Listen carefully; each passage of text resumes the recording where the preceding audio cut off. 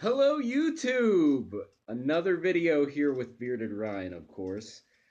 Glad to see you all. Glad to see you all see me and, yes, have this interaction.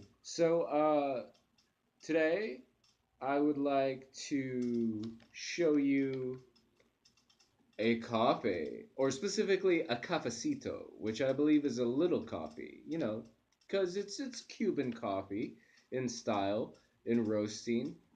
They happen to be Cafe La Llave today, which as you can see by their logo right here.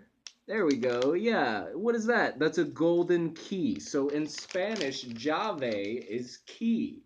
So this coffee is key in many ways. And it's, of course, if you haven't figured it out by right now, it's another coffee review. Yes, I am reviewing Cafe La Llave or key coffee today.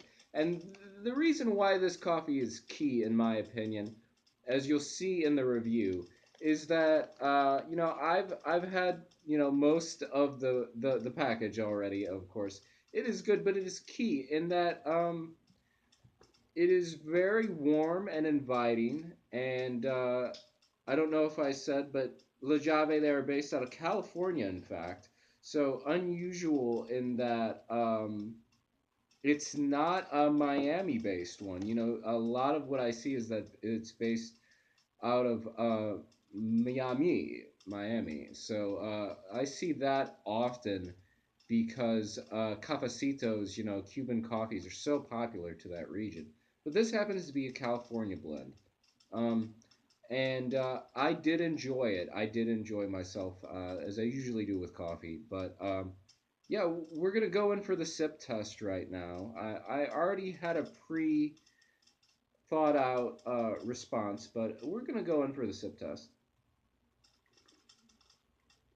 My wonderful Salem mug. It's a great mug. It's green if you can't see. I dig the green. Yeah. Very good, very bold, as with many cafecitos. A very bold, strong coffee taste. It is, of course, an espresso. So with that is that extra boost of caffeine. There are many ways to do it. I do standard drip brew. But of course, there are instructions on the back. If you want to make espresso cups out of this, there are instructions for that.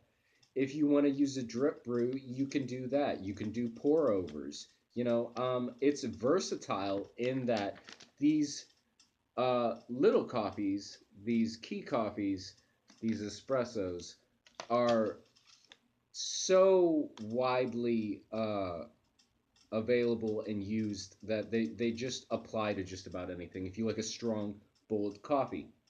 Now, with that sip test, I find key coffee to taste somewhat of potatoes, of like a fried potatoes or a chips.